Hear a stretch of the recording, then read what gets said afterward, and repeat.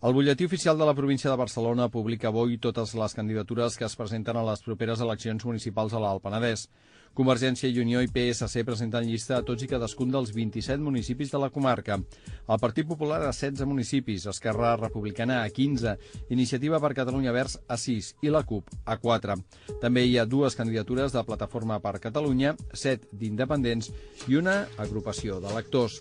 A la capital de comarca seran les 8 que s'han anat anunciant en les darreres setmanes. Es presenten les forces que actualment ja tenen representació. És a dir, el PSC amb Francisco Romero al capdavant, Convergència i Unió amb l'actual alcalde Pere Regull, la CUP amb Llorenç Casanova, el Partit Popular amb Josep Ramon, Esquerra Republicana amb Pep Calar, Iniciativa per Catalunya Verds amb Bernat Villarroya. A més, torna a repetir la Plataforma per Catalunya amb Carme Segarra i com a novetat una candidatura de Solidaritat per la Independència amb Salvador Busquets. Pel que fa als municipis de la comarca amb més població, cal assenyalar que a Sant Sadurní es presenten les mateixes 5 forces polítiques que ja es troben representades al consistori actual. És a dir, Convergència i Unió, PSC, AMI, Esquerra Republicana i Partit Popular. Als monjos hi ha 4 candidatures, les del PSC, Convergència i Unió, Esquerra Republicana i Partit Popular.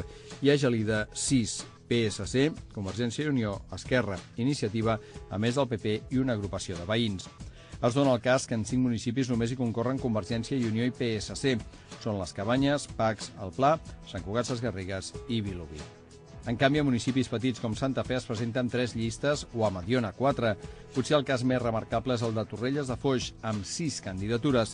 I a l'altra cara de la moneda, Olèrdola, on en aquesta ocasió Esquerra Republicana no es presentarà i seran només 3 candidatures, la de Progrés Municipal, vinculada al PSC, la de Convergència i Unió i la del Partit Popular.